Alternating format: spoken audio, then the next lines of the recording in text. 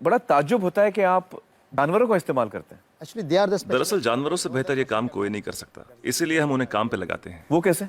देखिए, गाय के बारे में तो हम सब जानते हैं, गाय दूध देती है, पर 4-5 बछड़े पैदा करने के बाद जब गाय दूध देना बंद कर देती है तो लोग समझते हैं कि गाय बेकार हो गई है। इसी तरह लोग कचरे को भी बेकार समझते हैं, पर माइनस और माइनस के मिलने पर ही प्लस बनता है। To minus always plus. बस इन दोनों चीजों को साथ में जोड़ने की जरूरत है। And every 4 hours we collect in the bulk इसलिए हम सब्जी मार्केट से हर 4 घंटे में बचा हुआ माल उठाते हैं। fruit mandis. So there's कुदरत ने हर चीज के लिए वक्त दिया है, अगर उस वक्त के अंदर आप सही इस्तेमाल कर ले तो वो चीज बेकार नहीं रहती, उसमें से कुछ काम की चीज निकलती है। resource.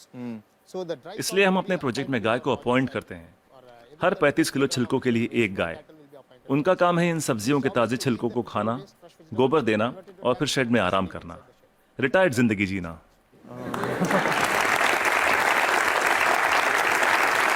within 8 hours time, सिर्फ 8 घंटे में सारा कचरा घट के गोबर के रूप में 1/4 हो जाता है, the entire waste. और इस गोबर में काफी मात्रा में ईंधन वाली मीथेन गैस Once होती the है। dung comes out, हम तुरंत गोबर को बायोडाइजेस्टर में डाल देते हैं, इसमें से मीथेन गैस निकल जाती है और हमें बिना मीथेन के गोबर का एक घोल मिलता है। methane free cow dung slurry will come out. Immediately इसको हम तुरंत केचुओं के हवाले कर देते हैं।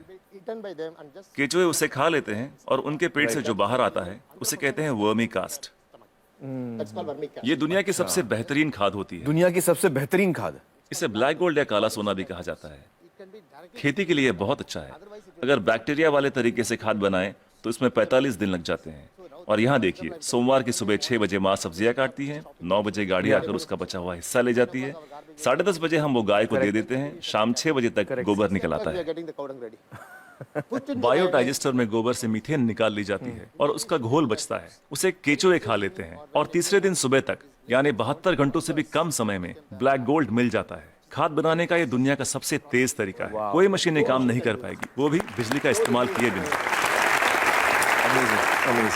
देखिए, आपके पास जो मोबाइल फोन है, चार्ज न करो तो बेकार है, टेक्नोलॉजी फेल हो जाती है, लेकिन गाय जो भी खाती है उससे एनर्जी बनाकर हमें देती है और गाय को रोज चार्ज भी नहीं करना charging पड़ता। the cow every day. और दूसरे जानवरों का इस्तेमाल कैसे होता है? मसलन मुर्गियां क्या करती हैं? जो सड़ी गली चीजें गाय को नहीं दे सकते उसे हम सीधा कॉम्पोस्ट पिट में डाल देते हैं, पर वहाँ उसमें मैगेट्स पैदा हो जाते हैं। Will come out. मैगेट्स मतलब वो छोटे छोटे कीड़े। छोटे कीड़े, ये कीड़े मुर्गियों को बहुत पसंद हैं, चुन चुन के खा लेती हैं और बदले में अगले दिन सुबह बेहतरीन अंडे देती हैं। जो लोग कीड़ों को देखकर मुंह बनाते हैं वो अगली सुबह उन अंडों से बने ऑमलेट को बड़े मजे लेकर खाते हैं। No technology can do this. कोई टेक्नोलॉजी, कोई मशीन ये नहीं कर पाएगी। No machine in the world. दुनिया में ऐसी कोई मशीन नहीं बनी जो कीड़े खाए और अंडे दे। बिल्कुल ठीक, बिल्कुल ठीक। But the chicken role also लेकिन हर चीज में जहाँ कुछ खूबियां होती हैं वहाँ कुछ खामियां भी होती हैं। positive and negative. ओके। मुर्गियों के साथ एक परेशानी है, आप चाहे पूरा दिन उनसे काम ना लें, आराम करने दें, In the daytime, फिर भी वो रात को काम नहीं करेंगी। time it never work. तो रात को कौन काम करता है? For that रात we को हमें have मेंढक को काम पर लगाना पड़ता है हाँ, और वो सिर्फ नाइट ड्यूटी ही करते हैं। कुदरत का करिश्मा है, एक दूसरे की कमी को पूरा कर देते हैं। ना तनख्वाह मांगते हैं, ना बोनस, ना यूनियन बनाते हैं, ना हड़ताल करते हैं, बस अपने अपने काम में लगे रहते हैं। सही है, सही है। तो मुझे बताइए कि ये बतखें क्या करती हैं? duck's favorite food. बतख का पसंदीदा खाना है मछलियाँ। अब मछली बाजार का कचरा म्यूनिसिपैलिटी के लिए सरदर्द होता है, पर वही मछलियाँ बतख के लिए दावत हैं। तो अगर आप हर 3 घंटे में मछली बाजार का कचरा उठा के बतखों को दे दे तो ये तुरंत हजम कर लेंगी।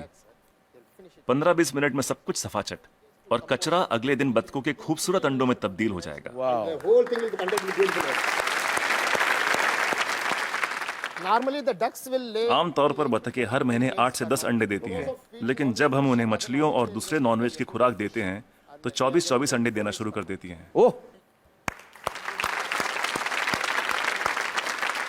and if I have 20 ducks then multiplied by yeah, we have हम हर 11 मादा पे एक नर बतख रखते हैं। duck on one male duck. why 11 female and 1 male? हमें तो अंडों से मतलब है, एक ही नर बतख काफी है। तो ये जानवर आपके लिए बहुत अहमियत रखते हैं। They are the people doing जी बिल्कुल, इनकी वजह से ही तो इतने बढ़िया नतीजे मिल रहे हैं। तो इस वक्त आप किसी प्रोजेक्ट पे काम कर रहे हैं? yeah, right now I'm working with Coimbatore. फिलहाल कोयम्बतूर में काम चल रहा है, डिस्ट्रिक्ट रूरल डेवलपमेंट एजेंसी के साथ। हम 10 ग्राम पंचायतों का काम संभाल रहे हैं जो एक म्यूनिसिपैलिटी के बराबर है। It's equal to one municipality. एक गांव में तो मैं समझ सकता हूं कि ये हो सकता है क्योंकि वहां पर छोटे पैमाने पे करना है, लेकिन अगर बड़े पैमाने पे करना है, जैसे किसी शहर में करना है, आपका जो तरीका ये मुमकिन है? बड़ी म्यूनिसिपैलिटियों की दिक्कत ये है कि शहरों में जगह कम होती है, पर हमें कचरे को 100 किलोमीटर दूर ले जाने की जरूरत नहीं। ये काम हर वार्ड में होना चाहिए। इसलिए डिसेंट्रलाइज मेथड अपनाना बहुत जरूरी है। छोटे छोटे स्तर पर करना चाहिए। Decentralize method.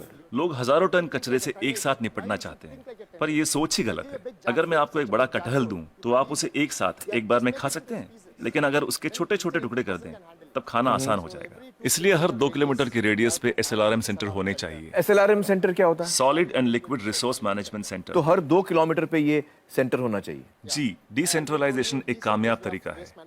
साथ ही कचरे को अलग अलग इकट्ठा करना भी बेहद जरूरी है। मिसाल के तौर पर सलून में से सिर्फ 6 तरीके का कचरा निकलता है। वो क्या है? महिलाओं के बाल, पुरुषों के बाल, ब्लेड, क्रीम लगे हुए पेपर या टिश्यू, आफ्टर शेव, कॉस्मेटिक्स वगैरह के डिब्बे और कुछ बचा हुआ खाना और फूल वगैरह। Some flowers, other things. So we don't. हम नहीं चाहते कि ये चीजें बाकी का कचरा ले जा रहे ट्रक में मिलाई जाए। So one way इसके लिए अलग गाड़ी होनी चाहिए। saloon. जैसे मुंबई में करीब 2000 सलून्स होंगे। 2000 saloons. एक गाड़ी सब जगह घूम के ले लेगी। हर इलाके के लिए एक छोटी गाड़ी। हाँ, अलग अलग एरिया के लिए अलग अलग गाड़ियाँ होंगी। हाँ। जी, सिर्फ सलून के लिए। दिन खत्म होने से पहले सब बिक जाएगा। आज की तारीख में दुनिया का सबसे कीमती कचरा है महिलाओं के बाल। 2500 रुपए प्रति किलो। वाह वाह। तो दिन भर का जो कचरा है, दिन खत्म होते होते वो इस्तेमाल भी हो जाएगा। अलग अलग इकट्ठा करें तो राज ये है, तरकीब ये है कि शुरुआत से ही मिक्स मत करो। जी, अलग अलग इकट्ठा करो और अलग अलग ही लेकर जाओ। तो आपके पास इसका पूरा प्लान है, मास्टर प्लान है? बिल्कुल है। वाह वाह।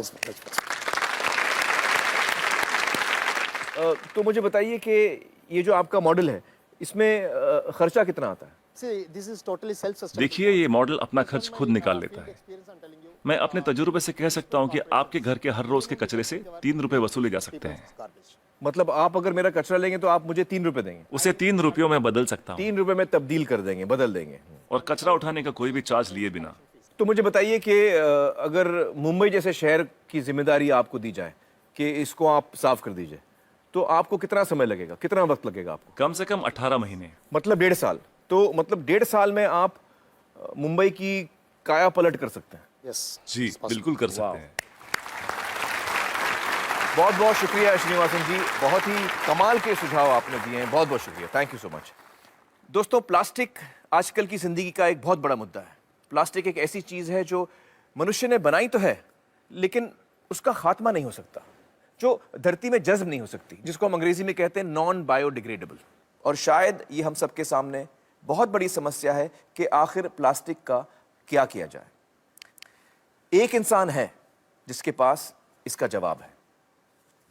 मदुरई के त्यागराजर कॉलेज ऑफ इंजीनियरिंग के प्रोफेसर वासुदेवन ने कचरे में प्लास्टिक की समस्या से निपटने का एक बेहतरीन उपाय खोज निकाला है। उन्होंने एक ऐसी प्रक्रिया इजाद की है जिससे प्लास्टिक का इस्तेमाल सड़क बनाने के काम में हो सकता है। इस पद्धति से बनाई गई सड़कों की उम्र आम तरीके से बनाई गई सड़कों से कहीं अधिक होती है। प्लास्टिक के इस्तेमाल से पत्थर और तारकोल का जोड़ मजबूत हो जाता है और बारिश के मौसम में भी पानी की वजह से सड़कों पर गड्ढे पैदा नहीं होते। पिछले 10 साल से ना ही सड़क में दरारें पड़ी हैं, ना ही गड्ढे। मतलब 10 साल तक मेंटेनेंस का खर्चा नहीं। देश का कितना पैसा बचेगा? कई विदेशी कंपनियों की लाखों डॉलर की पेशकश ठुकराकर प्रोफेसर वासुदेवन ने इसका कॉपीराइट अपने कॉलेज के नाम लिखवा दिया है। ये तकनीक देश के लिए है और वो भी बिल्कुल मुफ्त। इसका पेटेंट हमारे कॉलेज के नाम पे है और टेक्नोलॉजी देश के नाम। यदि देश भर की कोई भी म्युनिसिपैलिटी इस तकनीक का इस्तेमाल करके सड़क बनाना चाहती है तो वो इसे मुफ्त में पा सकती है। प्लास्टिक को रोड पर मत डालिए, बल्कि प्लास्टिक डालकर रोड बनाइए।